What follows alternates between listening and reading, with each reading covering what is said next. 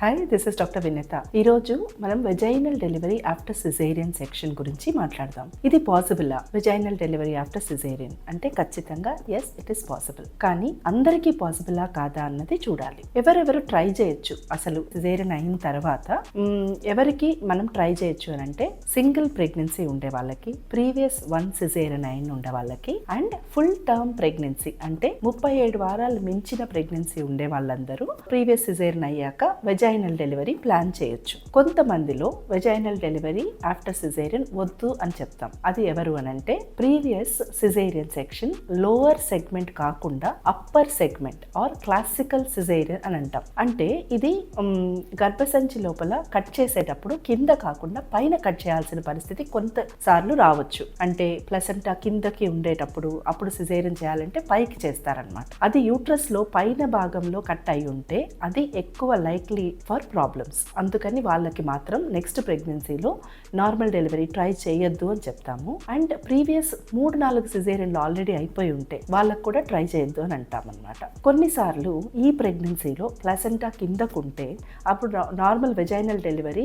Previous caesarean ఉన్నా లేకపోయినా కానీ కష్టమే. అలాంటి వాళ్ళకి కూడా నో అని చెప్తాం. కొన్ని సిచ్యుయేషన్స్లో మనకి క్లారిటీ ఉండదు. అంటే పోస్ట్ డేటెడ్ ప్రెగ్నెన్సీలో ఇండ్యూస్ చేయాలంటే ఎలా, ఆర్ మల్టిపుల్ ప్రెగ్నెన్సీస్, ట్విన్స్ ఉన్నారు ఈసారి, ప్రీవియస్ సిజేరియన్ చేయాలా వద్దా, ఇలాంటి వాటిలో అంతా క్లారిటీ లేదనమాట. వాళ్ళకి మాత్రము కేస్ బై కేసు వాళ్ళ ప్రీవియస్ సిజేరియన్ నోట్స్ని చూసి వాళ్ళకి ట్రై చేయొచ్చా లేదా ఈ ప్రెగ్నెన్సీ ప్లాన్ చూసుకొని ఆ తర్వాత వాళ్ళతో డిస్కస్ చేసి డిసైడ్ చేయొచ్చు. దీన్ని ఇన్ఫార్మ్డ్ కన్సెంట్ అని అంటారు. అంటే అన్ని రిస్క్లు బెనిఫిట్లు ఎక్స్ప్లెయిన్ చేసి వాళ్ళకి ప్రీవియస్ సిజేరియన్ రీజన్స్ ఇవన్నీ చూసి అప్పుడు ఒక డెసిషన్కి మనము ఆ ఉమెన్తో డిస్కస్ చేసి we can conclude to one plan అన్నమాట. తర్వాత కౌన్సిలింగ్లో ఏమేమి చెప్తాము అంటే మనము డిసైడ్ చేసుకునే ముందు మీకు తెలియాల్సిన ఇన్ఫర్మేషన్ ఇంకా ఏంటి. Okay, you are safe to try for vaginal delivery. కానీ అన్నిసార్లు వెజైనల్ డెలివరీ ట్రై చేయడం సేఫేనా, మనకి రిస్క్స్ ఏంటి, బెనిఫిట్స్ ఏంటి?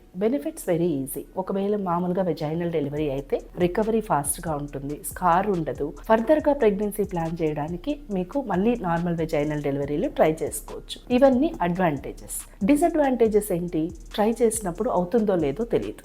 అందరికీ ఫస్ట్ ప్రెగ్నెన్సీలో కూడా అందరికీ వెజైనల్ డెలివరీ అవుతుందో లేదో చెప్పలేము. న్యాచురల్ పెయిన్స్ వస్తే డెలివరీ అవ్వడానికి ఛాన్స్ ఎక్కువ. అలాగే ప్రీవియస్ సిజేరియన్ వాళ్ళు కూడా న్యాచురల్ పెయిన్స్తో వస్తే వాళ్ళకి ఛాన్స్ బాగుంటుంది, ఒక 70% అలా ఉంటుంది. కానీ ఇండ్యూస్ చేయాల్సి వస్తే రిస్క్లు ఎక్కువ అవుతాయి.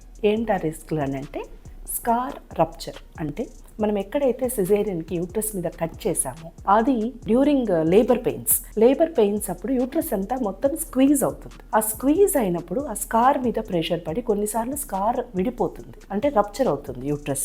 అది ఛాన్స్ చాలా తక్కువ. అంటే 200 మందికి లేబర్ పెయిన్ వస్తే ప్రీవియస్ సిజేరియన్ వాళ్ళకి ఒకరికే అలా యూట్రస్ రప్చర్ అవ్వడానికి ఛాన్స్ ఉంటుంది. అంటే ఇట్ ఈస్ ఓన్లీ 0.5%. అలాంటప్పుడు మనం ఎందుకు కంగారు పడతాము అని అంటే ఇది ఒకవేళ రప్చర్ అయితే వెరీ రిస్కీ ఫర్ బేబీ లోపల చనిపోవచ్చు వితిన్ మినిట్స్. అండ్ మదర్కి కూడా లోపల బ్లీడ్ అయ్యి తన లైఫ్కి రిస్క్ రావచ్చు. అందుకని ఇది చాలా చాలా ఇంపార్టెంట్. తక్కువ ఛాన్స్ ఉన్నా కానీ రిస్క్ ప్రపోర్షన్ చాలా ఎక్కువ కాబట్టి మనం దీని గురించి ఇంత ఆలోచిస్తాం. ఇది కాకుండా ఇంకేమన్నా రిస్క్లు ఉన్నాయంటే నార్మల్ వెజైనల్ డెలివరీ ట్రై చేసేటప్పుడు అందరికీ పెరినేటల్ ఆస్ఫిక్సియా అని అంటారు. అంటే బేబీకి పెయిన్స్ టైంలో బ్లడ్ కొంచెం తక్కువ అవుతుంది. నార్మల్ బేబీస్ బాగా కోప్ అవుతారు, అవేం పెద్ద ప్రాబ్లం కాదు. కానీ కొంతమంది బేబీస్కి చాలా తక్కువ బ్లడ్ సప్లై రావడం వల్ల బేబీ బ్రెయిన్ పైన ఇట్లా ఎఫెక్ట్ ఉండొచ్చు. అది మానిటర్ చేసుకుంటూ ప్రివెంట్ చేయడానికి మాకు చాలా మార్గాలు ఉన్నాయి. కానీ ఈ రిస్క్ చాలా థౌజండ్స్లో ఒకటి ఎక్కువ పెరుగుతుంది. కానీ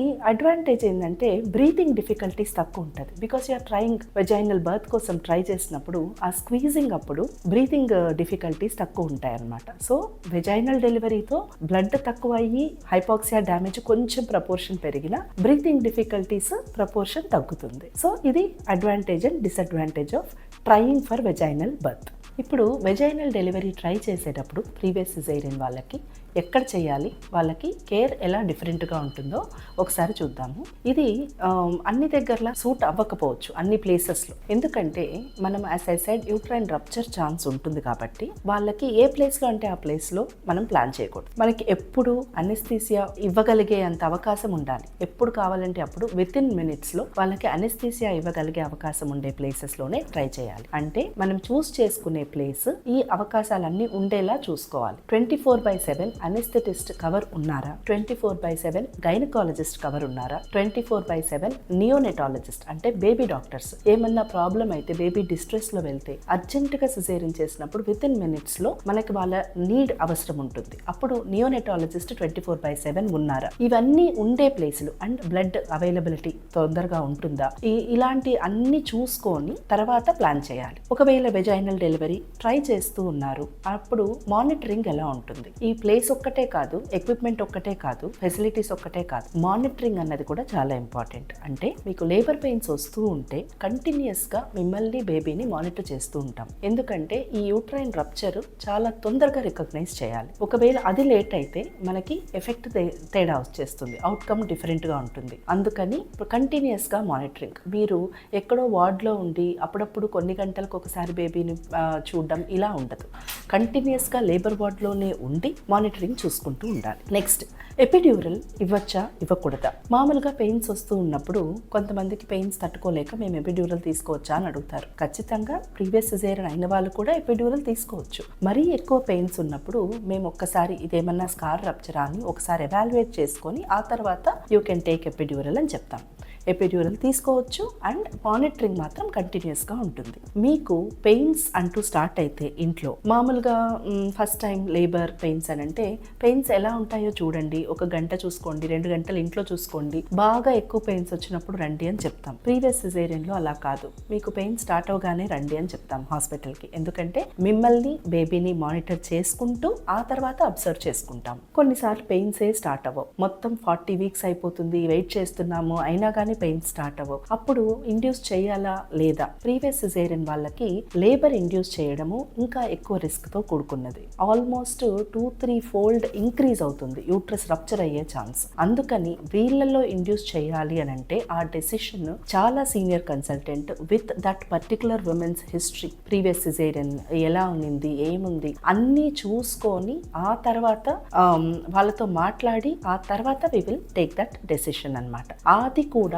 ఎక్కువ మామూలు మెడిసిన్స్ ఇండ్యూస్ చేయడానికి కొన్ని ప్రోస్టాగ్లాండిన్స్ ఇలాంటివన్నీ ఎక్కువ యూజ్ చేయం. వీలైనంత వరకు మెకానికల్ గా అంటే ఒక సర్విక్స్ ని క్యాథెటర్ ద్వారా మెకానికల్ గా స్ట్రెచ్ చేసి ఇండ్యూస్ చేయడము, లేకపోతే వాటర్ బ్రేక్ చేసి ఇండ్యూస్ చేయడము, ఇలాంటివి చేస్తాం. ఎక్కువ వరకు ప్రోగ్రెస్ సరిగ్గా లేకపోతే ఆర్ స్లో అయితే తొందరగా డెసిషన్ ఫర్ సిజేరియనే తీసుకుంటాం. ఇప్పుడు నాకు ఇవన్నీ ఏమీ వద్దు, ఎలెక్టివ్ గా ప్లాన్డ్ గా నేను సిజేరియన్ చేసుకుంటానంటే that is also one option. ఇది ఎవరు ట్రై చేయొచ్చు. మనము ఎలాగో నెక్స్ట్ ప్రెగ్నెన్సీస్ ఎక్కువ ప్లాన్ చేయట్లేదు, వీఆర్ ఓన్లీ ప్లానింగ్ 2 kids, అలాంటి వాళ్ళు ఇవన్నీ ప్లాన్ చేయొచ్చు. ఆర్ ఈ ప్రెగ్నెన్సీలో కొన్ని కాంప్లికేషన్స్ ఉన్నాయి, we can not wait, normal labour వరకు వెయిట్ చేయలేకపోతున్నాము, అలాంటి వాళ్ళు డిసైడ్ చేసుకోవచ్చు. ఆర్ కొంతమందికి నాకు నార్మల్ ట్రై చేయడం ఇష్టం లేదు, భయము, ఆర్ నాకు ప్లాన్డ్గా ఒక టైము ప్రెడిక్టబుల్గా ఉండాలి, ఈ వెజైనల్ బర్త్ ఆఫ్టర్ సిజేరియన్తో వచ్చే రిస్క్లన్నీ మేము యాక్సెప్ట్ చేసుకోలేము అని అనిపిస్తే వాళ్ళు ప్లాన్డ్గా ఎలెక్టివ్గా ఒక సిజేరియన్ సెక్షన్ ఆప్ట్ చేసుకోవచ్చు. ప్లాన్డ్గా ఎలెక్టివ్ సిజేరియన్ అనుకున్నప్పుడు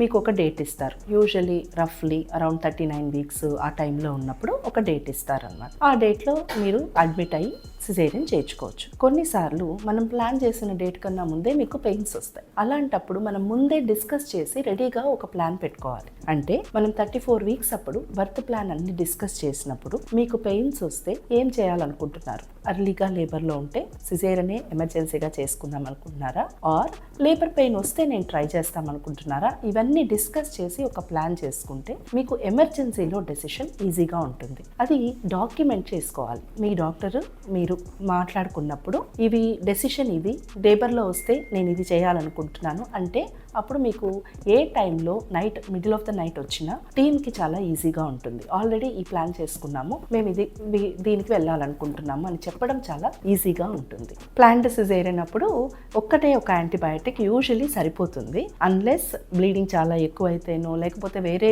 రిస్క్స్ అయితేనో తప్ప రొటీన్గా ఎక్కువ రోజులు యాంటీబయాటిక్ అవసరం జనరల్లీ ఉండకపోవచ్చు. అండ్ బ్లడ్ థిన్నింగ్ ఏజెంట్స్ కూడా ఇవ్వాల్సిన అవసరం రావచ్చు సిజేరియన్ తర్వాత. లాంగ్ లేబర్ అయిన తర్వాత కూడా మేము కొన్నిసార్లు ఈ బ్లడ్ థిన్నర్స్ని కన్సిడర్ చేస్తాము. So this is what you all need to know about planning vaginal birth after caesarean.